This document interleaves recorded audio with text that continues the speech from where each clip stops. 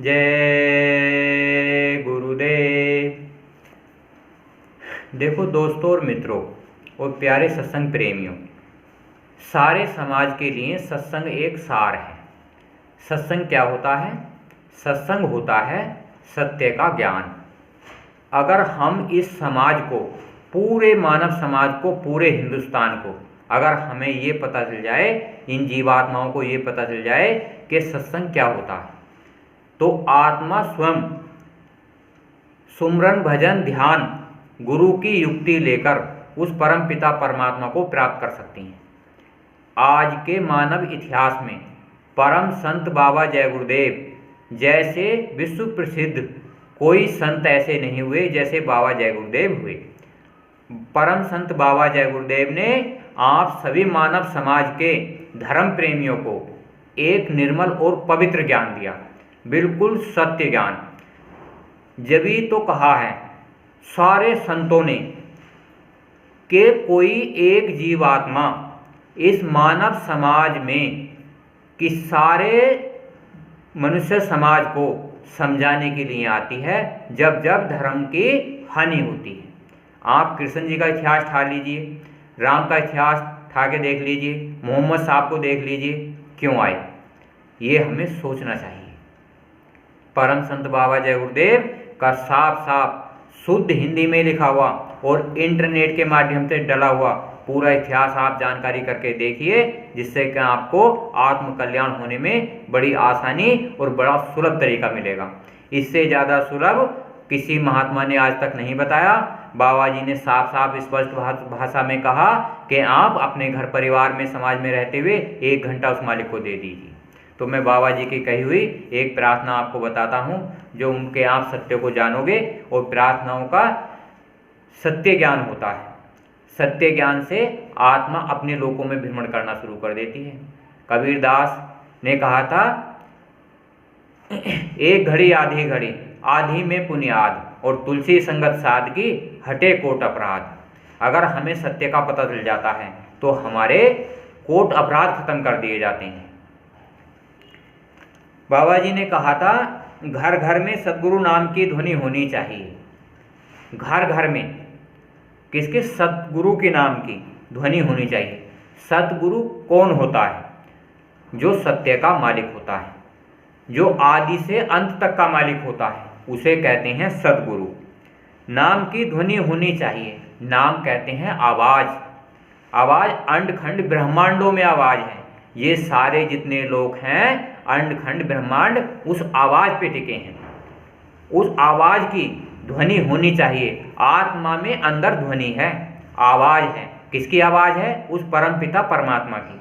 तो आज हमें उस आवाज़ को खोजना है, देखना है, परखना है और उसका प्रयोग करना है। अगर आज हम चूक गए तो हमें 84 लाख जो योनि दी हैं, जो भगवान ने बनाई हैं, स्थावर खान अंडज पिंडज ऊष्मज, तो हमें इसमें जन्म लेना पड़ेगा। और जन्मत मरत दुखी दुख हुई। परम संत बाबा जय गुरुदेव ने कहा था, अगर आप जन्मते रहोगे और मरते रहोगे तो आपको इन जन्मों में इतनी पीड़ा सहन करनी पड़ेगी, वहाँ आपकी मदद करने वाला कोई नहीं। उन भवपार लगाने वाले उस भवपार लगाने वाले गुणगान करना चाहिए। उस भवपार लगाने वाले का हमें गुणगान करना चाहिए। किसका गुणगान करना चाहिए? परम संत बाबा जय गुरुदेव का, जो आज मानव इतिहास के हर इतिहास में देख लीजिए कि पहले का कोई ऐसा महात्मा नहीं हुआ जो साफ और स्पष्ट बताया हो। इतना साफ और स्पष्ट बाबा जी ने कहा था, बच्चों कोई सा साधन इस समाज में इतना आसान नहीं है जितना आज सुलभ साधना कर दी गई है। आप 10 मिनट 15 मिनट, गुरु महाराज ने कहा था, अगर आप 10 मिनट साधना करोगे तो वो भगवान आपकी 10 मिनट की मजदूरी दे देगा, और जो आप 1 घंटे साधना करोगे तो वो 1 घंटे की मजदूरी दे देगा। तो आज अगर हम 1-2 मिनट भी साधना करते हैं तो 2 मिनट की मजदूरी दे देगा। तो आपको वो भगवान, वो खुदा, वो आपकी मजदूरी नहीं रखेगा। तो आपको किसी साध से और सद्गुरु से युक्ति लेकर साधना करनी चाहिए। अंतर में ज्योति जगाए जो नभ में सूरज चढ़ाए। जो अंतर में ज्योति जगाए, जिस प्रकार ज्योति स्वरूप निरंजन भगवान है, मन के स्वरूप हैं। मन एक तत्व है। किसका तत्व है? निरंजन भगवान का। उस ज्योति से तीन लोक प्रकाशवान हैं। उसी ज्योति से अंड खंड ब्रह्मांड दिखते हैं। अंतर में ज्योति स्वरूप निरंजन भगवान जो हमारे मन में समाये हुए हैं, सारे संसार के मानव समाज में जो युक्ति के द्वारा उसे प्रकट करेगा उसके अंदर प्रकट हो जाएंगे। जो युक्ति के द्वारा प्रकट नहीं कर सकता उसके अंदर प्रकट नहीं होंगे। वही जीवात्मा 84 लाख योनियों में भ्रमण करेगी। अगर हमें चाहिए युक्ति, युक्ति से मुक्ति है। नभ में सूरज चढ़ाए, अगर आप बराबर किसी संत की युक्ति से सुमरन करोगे मन के द्वारा तो आत्मा उन लोकों में भ्रमण करना शुरू कर देती है, जाना शुरू कर देती है, आनंद ग्रहण करना शुरू कर देती है। आत्मा आनंद स्वरूप है, कुल मालिक का अंश है। सारे अंडखंड ब्रह्मांडों का जो मालिक है वही आत्मा का मालिक है। पर योग युक्ति के द्वारा आपको मुक्ति और मोक्ष मिल सकता है। उन ज्योति जगाने वाले पर मन होना चाहिए। जिस गुरु महाराज ने अंतर में यहाँ ध्यान लगाकर ज्योति दिखा दी, भगवान का रूप दिखा दिया, तो गुरु महाराज कहते हैं उस पर आपका मन होना चाहिए। क्योंकि मन को क्या चाहिए? भगवान। आत्मा को क्या चाहिए? परमात्मा। इंसान को क्या चाहिए? संसार। तो हमें तीनों कार्य करने चाहिए। अगर हम कोई सा एक कार्य नहीं करते तो हमारी आत्मा और मन को ठेस पहुंचता है, मतलब हम गलत विचारों में जाते हैं। जिस प्रकार हम संसार के कार्य करते हैं, हम अच्छे कार्य भी करते हैं, हम बुरे कार्य भी करते हैं, पर हम रामायण गीता कुरान का पाठ भी करते हैं। जब हम तीनों काम कर सकते हैं तो हम तीनों काम, एक दुख का, एक सुख का, एक आनंद का काम भी कर सकते हैं। और आनंद का काम करते करते आत्मा सतलोक तक जाती है और हमारे घर परिवार का कोई काम छूटता ही नहीं। हम घर परिवार का काम भी आराम से करते हैं और हम उन लोगों का भ्रमण भी कर देते हैं। पर जब जब कोई भी इस मनुष्य शरीर का धारण कर कर आदमी एक दूसरे की निंदा चुगली करता है तो उस परमपिता परमात्मा को नहीं प्राप्त कर सकता। तो आप किसी की निंदा चुगली ना करें, तोड़ फोड़ आंदोलन ना करें। और बाबा जी ने कहा था शाकाहारी हो जाओगे तो बीमारी से बच जाओगे। शाकाहारी रहना सभी इंसानों का परम कर्तव्य है। जो शब्द का राग सुनाए अंतर में प्रेम बढ़ाए। शब्द कहते हैं आवाज़ को। जो शब्द का राग सुनाए मतलब आत्मा में परमात्मा की आवाज़ है। अगर युक्ति द्वारा उस परमात्मा की आवाज़ को हम सुन सकते हैं, वो हमसे बोल रहा है। आत्मा परमात्मा से बोल रही है और मन भगवान से बोल रहा है और शरीर से बोल रहे हैं।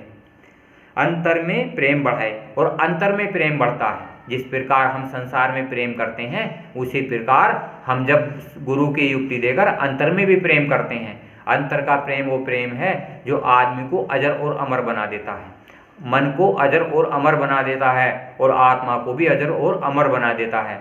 जिस प्रकार हम अंतर में नहीं जा पाते तो हमें भगवान पर और परमात्मा पर विश्वास नहीं हो पाता, क्योंकि भगवान हमने देखा नहीं, परमात्मा हमने देखा नहीं। पर गुरु की युक्ति से हम उन सारे अनखंड ब्रह्मांडों को देख सकते हैं, भगवान और परमात्मा को सहज और आसान तरीके से देख सकते हैं। उन शब्द सुनाने वाले तुमको मन होना चाहिए। उस शब्द सुनाने वाले पर मन होना चाहिए। कोई साध होता है, कोई सद्गुरु होता है, कोई गुरु होता है, कोई युक्ति देता है, तो हमारा मन उस युक्ति बताने वाले पर भी होना चाहिए। क्योंकि उसने अगर युक्ति ना बताता तो हम उस रास्ते पर नहीं चलते। उसके बताए रास्ते जो कोई भी इंसान अगर करता है तो उसे मोक्ष और मुक्ति आसान तरीके से मिल जाती है।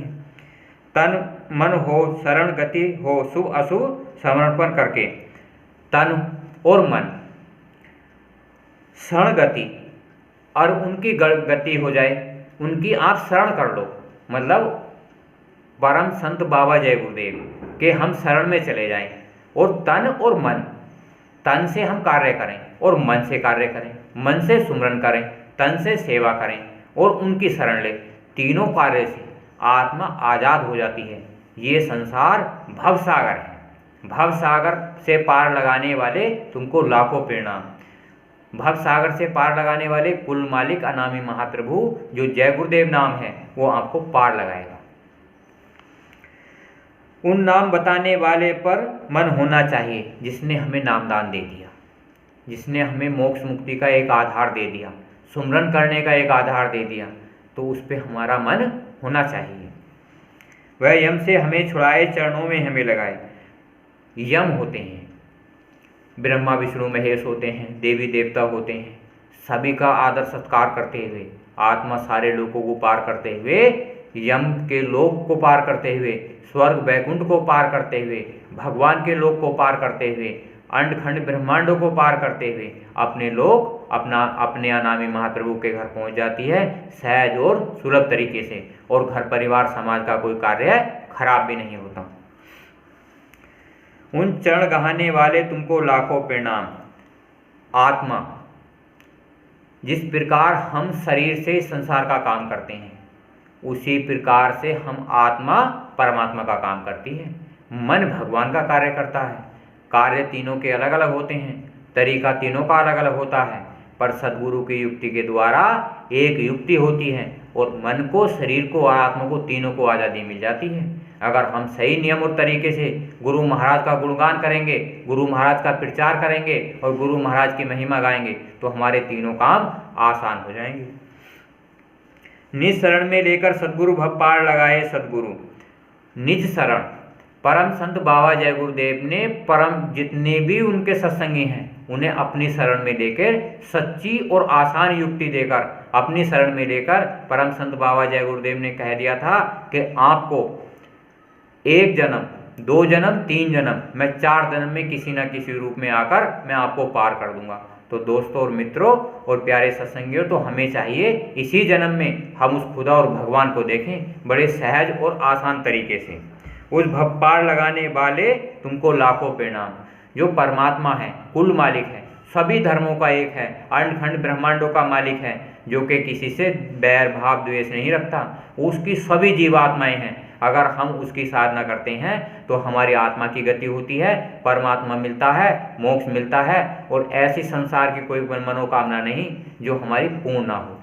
अगर हम जब उसके रास्ते पर चलेंगे तो वो हमारे दिशा निर्देश करेगा, अगर हम उसके रास्ते पर नहीं चलेंगे तो हमारी दिशा निर्देश नहीं करेगा। वो जिस प्रकार माँ अपने बच्चे को गोद में रखती है और डांटती पीटती भी है पर उसे नुकसान नहीं होने देती, उसी प्रकार आत्मा को परमात्मा अपने साथ रखता है, अपनी देखभाल में रखता है, तो उसका नुकसान नहीं होने देता। इसी प्रकार मन को भगवान अपने साथ रखता है, अच्छे और बुरे दोनों कर्म करवाता है। जो भगवान का कहना मानते हैं तो उन्हें वो नियम से चलाकर दोनों काम भुगतवा सकता है, अच्छे और बुरे कर्म।